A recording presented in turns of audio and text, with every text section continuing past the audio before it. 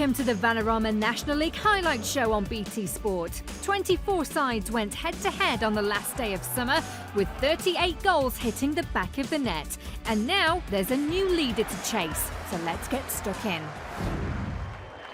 Salford started the day at the top of the table for a fourth successive weekend, but they had 4 teams within touching distance. Visitors Ebbsfleet have a battle both on and off the field. They currently find themselves in the bottom half of the table, dealing with a financial restructuring which has led to late payments for players. They managed to put that to the back of their minds by kick-off on Saturday afternoon and struck first. Corey Whiteley latching onto a long ball and finishing his 5th goal of the season in superb style. It was cancelled out 3 minutes later though when Rory Gaffney was able to pounce on the ball spilled by Nathan Ashmore, hitting it into the roof of the net on his 2nd attempt. Salford had scored 20 goals in the previous 8 games but failed to find a winner for a 2nd week in a row, even when Ryan Lloyd and substitute Dennis Politic went close. The Amis stretched their unbeaten record to 14 games, but 2 points dropped means they open the door for their rivals to take top spot. We probably played, I would guess, less than half the game today because of the time wasting, which as a professional I can understand, but I can't understand the actual dealing with it from the officials and the actual time added on at the end, which was slightly embarrassing. At home to Wrexham, Chesterfield were unbeaten in 3, but all had been draws and Martin Allen's men hadn't won in 13. After 20 minutes in the Midlands, Will Evans handled in the box as the Dragons looked to return to first in the 5th tier. On loan from Crewe, Brad Walker scored for the first time for Wrexham. Martin Allen's side battled back, however, in the 2nd half as another loanee found the net. Stevenage's Jordan Smith earned the Spireites a share of the points. It's now 4 draws in a row for Chesterfield. To Victoria Road, where Dagenham were desperate for a win after losing their last 5 games for the first time in the 5th tier. They welcomed the division's joint lead in scorers Harrogate, who arrived in East London boasting an unbeaten record on the road. Simon Weaver's side had Salford in their sights and threatened to go ahead when Joe Leasley crossed for Mark Beck, whose header was turned around the post by keeper Elliot Justin. At the other end, Town number 1 James Belshaw was forced into action to keep out Tommy Adeloye's header. It looked to be heading for a goalless first half until the hosts went ahead.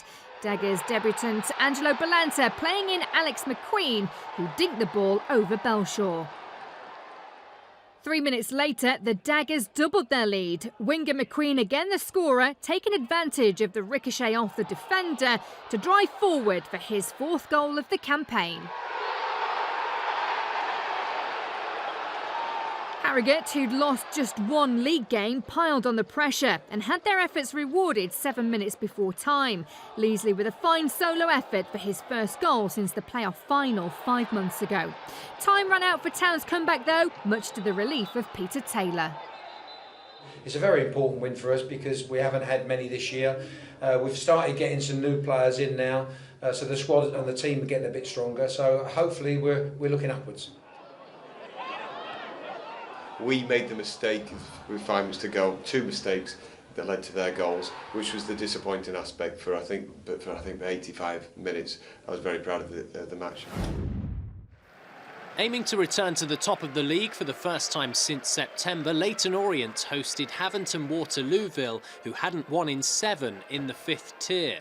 Early on, a James Dayton free kick that found Charlie Lee was kept out by Ben Dudzinski, following up to make it 1-0 Josh Coulson, who's now on 2 for the campaign.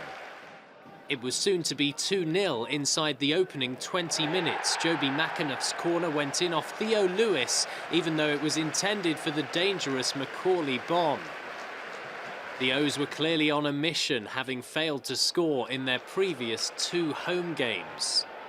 Before the interval, determined Lee got the better of Havant's keeper, 3-0 to the Orient. Into the 2nd half in East London, and a day after his 23rd birthday, Bonne pushed for goal. He was to be denied by the inside of the post.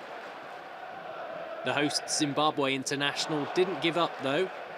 A terrific dummy and 1-2 with Craig Clay eventually led to Bond making it 11 goals this season, 7 in his last 7. With Salford and Wrexham's dropped points, Justin Edinburgh's men are a point clear at the top. Lingering just above the bottom 4 are Maidstone, who were without a win in 3 as they welcomed in-form side Solihull to the Gallagher Stadium. Tim Flower's team had collected 21 points from the last 30 available. The Stones have managed just 3 clean sheets all season, and they conceded again inside the opening 2 minutes. Danny Wright given acres of space to drill the ball past Lee Worgan.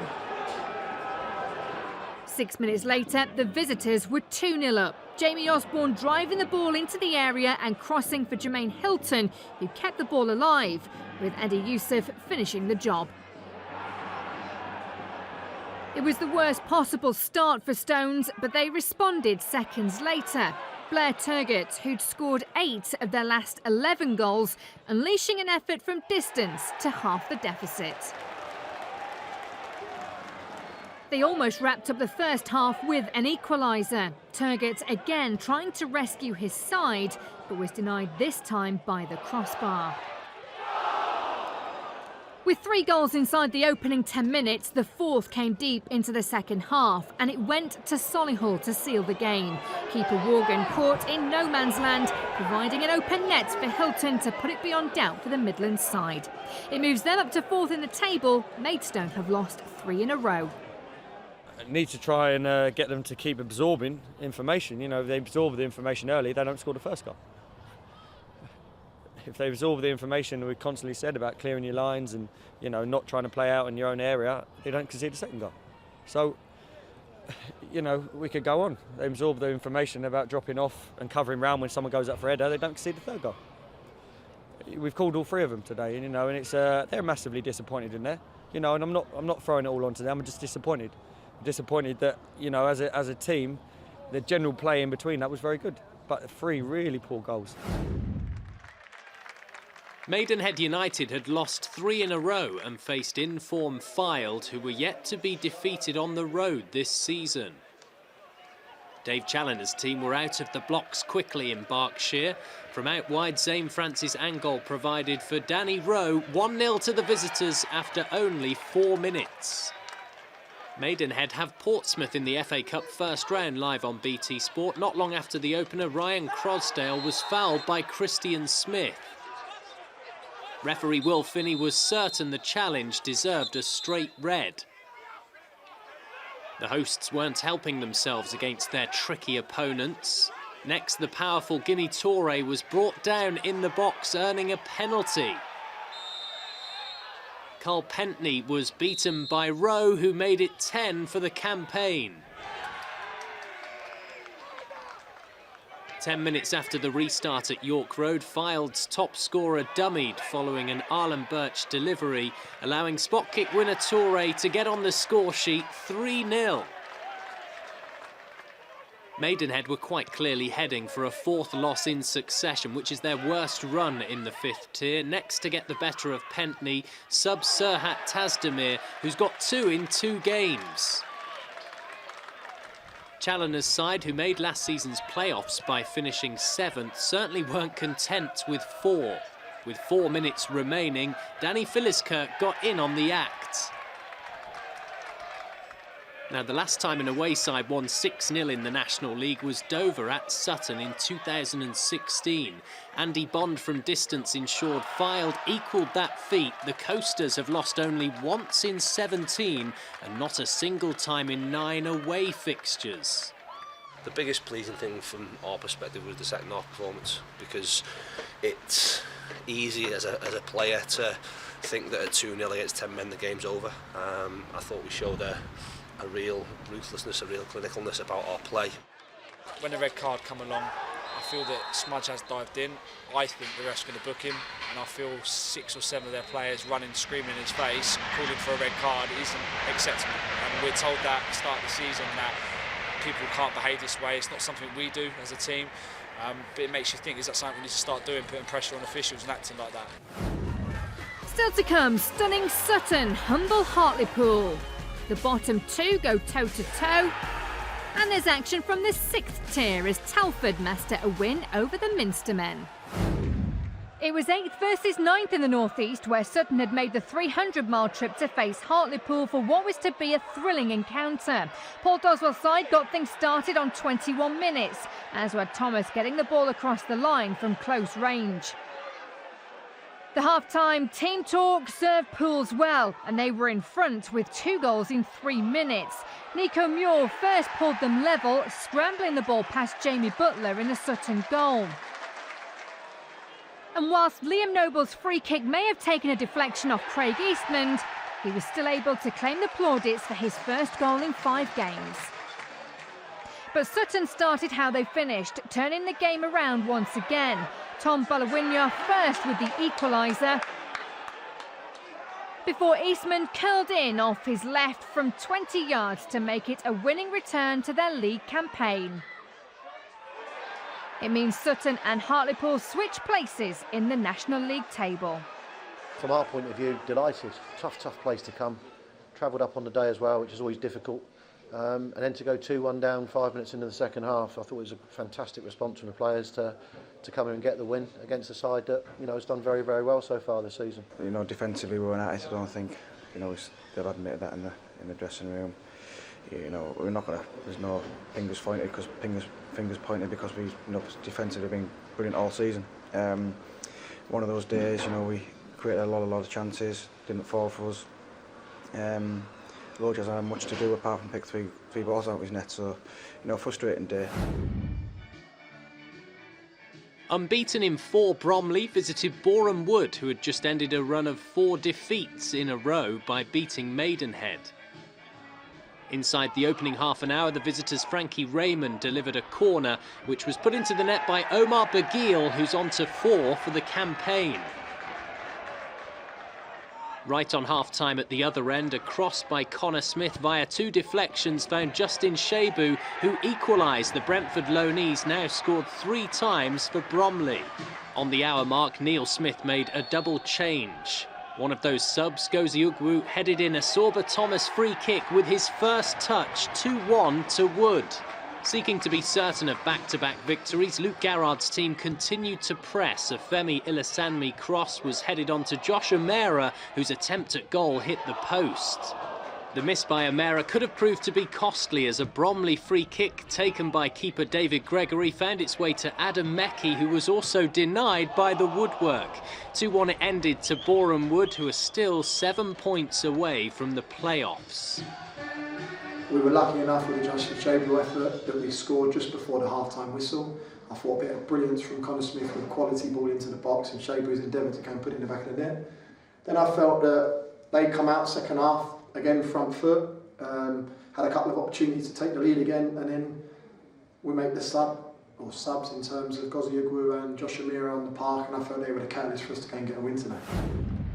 It's been 2 seasons since Gateshead last beat Aldershot. Since then, the Heed have collected just 1 point against their Hampshire rivals, a record they were ready to change to maintain their playoff ambitions. Both teams had won their previous 2 games coming into the weekend, but it was the hosts who broke the deadlock. Midfielder Greg Ollie, in plenty of space, first tried from distance but was blocked by Gabriel Osho before scoring the follow-up to open his home account. Fans didn't have to wait long for a second. Scott Barrow's ball into the box was kept alive by Fraser Kerr. Scott Bowden eventually able to scramble it past keeper Will Mannion and become the club's leading scorer in the process. Gary Roddick's team tried to make a comeback before the half-time whistle. Good hands from Ainsley Pearce to deny Jake Gallagher meant it was in vain. And on 77 minutes, a 3rd goal from the Tynesiders, courtesy of Tom White, secured Gateshead's biggest home win of the season. That's 3 wins in a row and a clean sheet in each, giving them a 3-point lead over Sutton.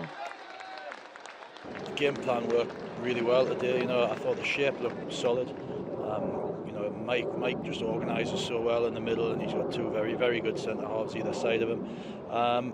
and you know they came at us the way we thought they would. They stopped us from playing from the back of the first half, which means we had to go a little bit more direct. But just thought everybody put a real shift in today. It was a really solid home performance. And, you know, it's given us a lot of encouragement the last two home games. Holker Street hosted the first ever meeting between Barrow and Barnet. John Still's men had lost their previous two away from North London. After Barrow missed a couple of early chances, Josh Walker and Manny Duku capitalised after a quarter of an hour for the visitors. Duku netted 33 goals last season for Hayes and Yedding. 20 minutes later, going for the equaliser, the Bluebirds were caught on the break. Barnet's top scorer Wesley Fongut covered plenty of ground before getting the better of Andy Firth to make it 3 goals in 2 matches. Still's side are now comfortably mid-table after a testing start to life in the National League. 5 wins from their opening 7 games have put Halifax at the top of the table. 2 months on and the Shamen have sunk to 14th. And on Saturday they faced Eastleigh, a team they hadn't beaten in 8 encounters. The Spitfires almost went ahead through Ben Williamson. His shot palmed away by keeper Sam Johnson straight into the path of 3 waiting players, none of whom could convert. Yates then tried his luck from just outside the box but was wide of the target.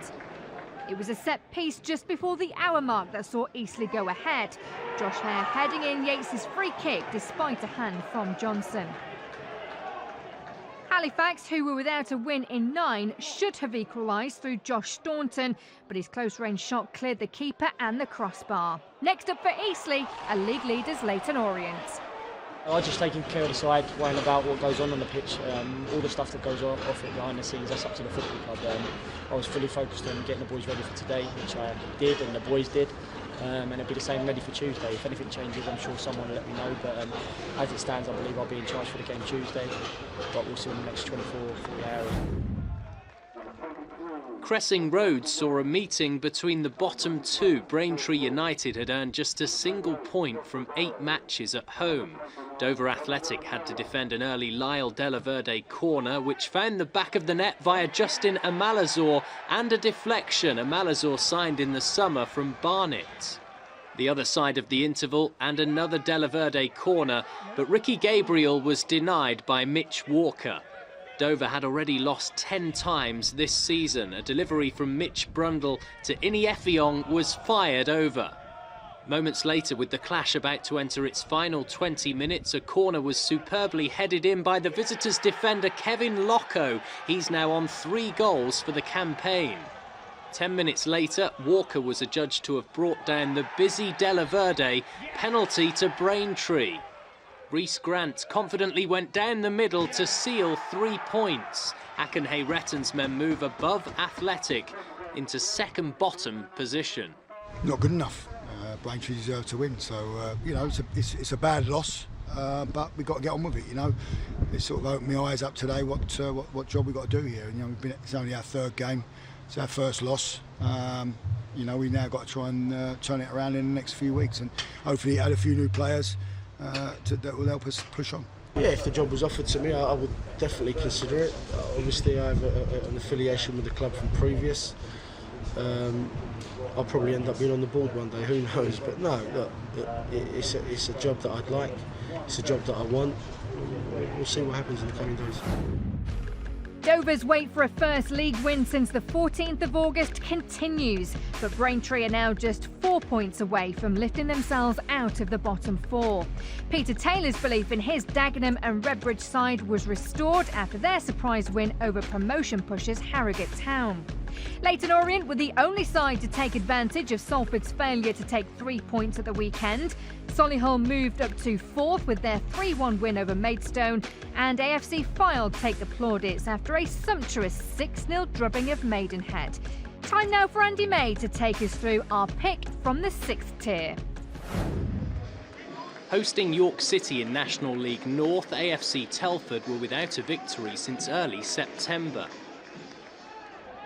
It seemed there was further disappointment ahead for the home side as Macaulay Langstaff headed the visitors in front before the interval. Following a first period of possession but no clear chances, the Bucks were finally able to equalise from the edge of the area through Daryl Knight. 1-1, game on. 2 minutes into added time, Steph Morley stepped up to curl a free kick into the top corner to lift Telford into 6th position, 3 points off Kidderminster Harriers in 2nd. York City's 4th defeat of the season keeps them out of the top 7, but Telford are up to 6th. League leaders Chorley failed to win for a 3rd game in a row. They lost to Bradford Park Avenue 1-0, who themselves sit 3rd. And Chester's 3-2 narrow win over Alfreton increased their unbeaten run to 8 games as they sit 8th. Welling are the new league leaders of the National League South after a convincing 3-1 win over Gloucester City, their 4th win on the spin. Billericay were held to a 1-1 draw at Dulwich Hamlet as they slipped to 2nd place, and 4 wins in Torquay's last 6 games have moved the Gulls into 5th position. We have 4 Premier League games for you over the next 2 weeks on BT Sport. On Saturday from midday, Bournemouth host Manchester United, and that's followed by Arsenal against Liverpool from the Emirates. The following week, Tottenham make the short trip to Crystal Palace on Saturday from 5 p.m, and then Liverpool entertain Fulham on Sunday morning from 11:30. All of those games are exclusively live on BT Sport 1 and on our 4K UHD channel. And don't forget, we're back with all the action and reaction from England's 5th tier on Sunday on BT Sport 1 from 10 p.m. That's all for now. Thanks for watching. We'll see you again next week.